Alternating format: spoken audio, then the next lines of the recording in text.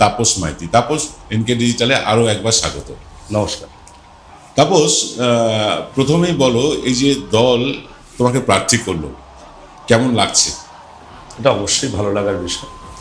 মাননীয় দলনেত্রী মমতা বন্দ্যোপাধ্যায় এবং আমাদের দলের সর্বভারতীয় সাধারণ সম্পাদক, আমাদের অধিনায়ক অভিষেক বন্দ্যোপাধ্যায় আমার উপর ভরসা করেছেন। এটা অবশ্যই আনন্দের একজন দলীয় কর্মী হিসাবে। আগামী দিনে এটাই আমাকে শপথ নিতে হবে, আমার ভেতরে আগুনটা জ্বলছে যে বাকি যে কাজগুলো আছে সেগুলোকে সম্পন্ন করতে হবে, মানুষের চাহিদাটা পূরণ করতে হবে। মানুষ মমতা বন্দ্যোপাধ্যায়ের ওপর এতটাই আস্থাশীল, সেটা পূরণ করতে পারবো, সক্ষম হব, সেই ভরসা তো নিশ্চিতভাবে দলনেত্রী আমার উপর রেখেছে। আমরাও তোমার সম্বন্ধে সমীক্ষা করে যেটা পেয়েছি, নিশ্চিত জয় হচ্ছে তোমার। ডোমজুড়ের সংগঠন অত্যন্ত শক্তিশালী এবং বর্তমানে তৃণমূল কংগ্রেসের সংগঠন অভিষেক বন্দ্যোপাধ্যায়ের নেতৃত্বে আরও ধারালো হয়েছে। সেই ধারালো সংগঠনের কাছে বিজেপি কিছুই নয়। ডোমজুড়ে সিপিএম বা বিজেপি কাউকে আমি দেখতে পাচ্ছি না এখনো পর্যন্ত প্রচারে নেই। আর বিজেপি কি চাইলো বা সিপিএম কি চাইলো তাতে কিছু যায় আসে না। প্রার্থী ঘোষণার পর থেকে ডোমজুড়ের মানুষ উৎসব করছে এবং আমি বিশ্বাস করি এইবারের নির্বাচন হবে ডোমজুড়ের বুকে উৎসবের মেজাজে। হাজার হাজার কর্মী সমর্থক নেমেছে এখনো পর্যন্ত। আমি প্রার্থী ঘোষণা হওয়ার পর আমার সাথে 15টা অঞ্চল থেকে খুব কম করে হলেও 50,000 কর্মী আমার সাথে মিলিত হতে এসেছে। না, আমি কিন্তু তোমার কর্মী সভা দেখেছি, মানে সেটা জনসভা না কর্মী সভা আমি ঠিক বুঝে উঠতে পারিনি। মানুষের আবেগ আছে, মানুষের উচ্ছ্বাস, আবেগ। দেখুন, মমতা বন্দ্যোপাধ্যায়ের প্রতি, তৃণমূল কংগ্রেসের প্রতি মানুষের এতটাই আবেগ, কারণ বাংলা বিরোধী শক্তিটাকে যদি আমরা বাংলা থেকে বিতাড়িত করতে না পারি, সমূহ বিপদ। এটা বাংলার প্রতিটি নাগরিক আজকে বুঝতে পারছে। তাই মমতা বন্দ্যোপাধ্যায়ের সমর্থনে এই উচ্ছ্বাস। তোমার ওখানে বেশ কিছু সংখ্যালঘু অঞ্চল আছে, সংখ্যালঘুদের মধ্যে কেমন সাড়া দিচ্ছে? ভীষণ রকম। আমি গতকাল ঈদে সারাদিন মানুষের সাথে মিলিত হয়েছি। সকাল 7:30 থেকে শুরু করে রাত্রি 11টা পর্যন্ত আমি ঈদের বিভিন্ন জায়গায় মিলিত হয়েছি। অভূতপূর্ব সাড়া। মানুষ কিভাবে তৃণমূল কংগ্রেসের প্রতি তাদের সমর্থন, শুভেচ্ছা জানাচ্ছেন ঈদের দিন, সেটা লক্ষ্য করেছি। এবং তারা তো নিশ্চিত তৃণমূল কংগ্রেসের তাদের 100% ভোট দেবে। হিন্দুরাও একই রকমভাবে। আমি তো বিভিন্ন অঞ্চলে যাচ্ছি, বিভিন্ন অঞ্চলে সমস্ত জায়গায়। গতকাল যেমন আমি ঈদের অনুষ্ঠান করেছি, আবার কালী পূজাতেও গেছি। একই রকম মানুষ তৃণমূল কংগ্রেসকে চাইছে।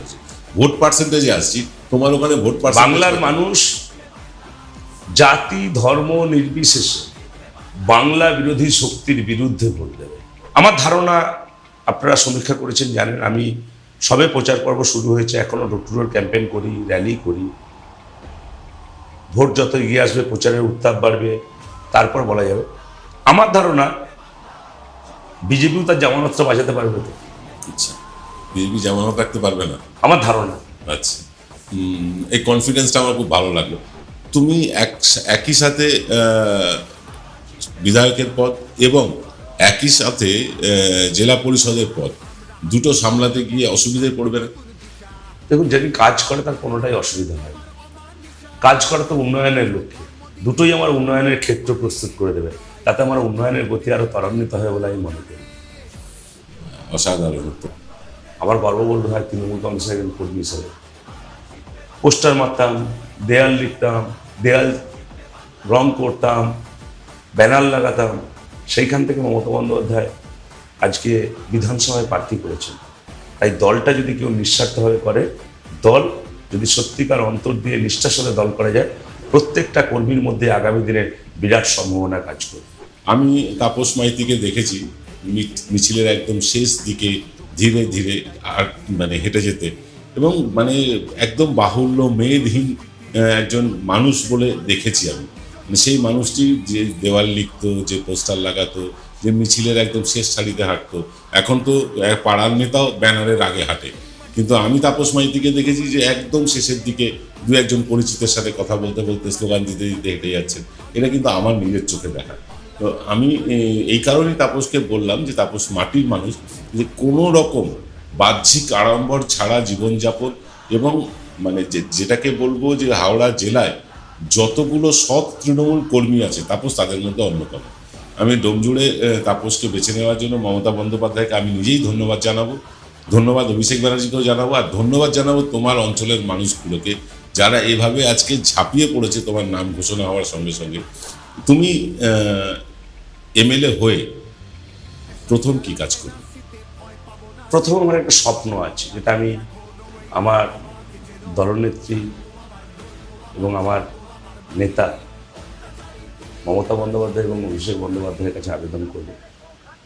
ডোমজুড় বিধানসভা এমন একটা বিধানসভা যেখানে একটা হসপিটাল নেই, একটা ডোমজুড়ের মানুষের জন্য একটা ডেডিকেটেড হসপিটাল। আমি আমার দলের কাছে নির্বাচনের পর সরকার গঠন হলে, চতুর্থ মামাটি সরকার গঠন হলে, আমার প্রথম আবেদন থাকবে ডোমজুড়ের জন্য একটা হসপিটাল তৈরি।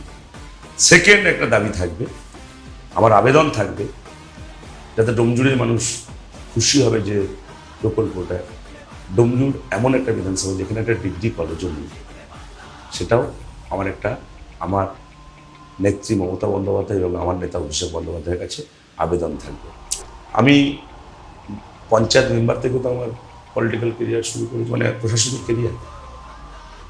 বিধানসভায় নিয়মকানুন কীভাবে কী করতে আমার জানা নেই, কিন্তু সুযোগ পাই নিশ্চয়ই আমার এলাকার মানুষের যে প্রচারের মধ্যে গিয়ে যে দাবিগুলো পাবো সেগুলোকে আমি পর্যায়ক্রমে আমি তুলে ধরবো।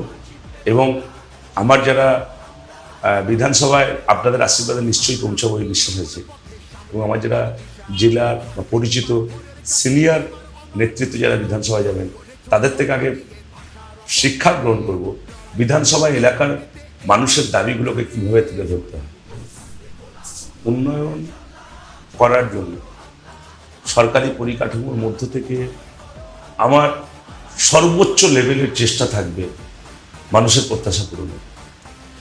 একজন জনপ্রতিনিধি 100 জন মানুষের প্রত্যাশা পূরণ করতে পারেন না, কিন্তু আমার লক্ষ্য থাকে তাদের সাথে প্রতিনিয়ত নিবিড় যোগাযোগের মধ্য দিয়ে তাদের বক্তব্যটা শুনে তাদেরকে সঠিক পথটাকে বলে দেয়।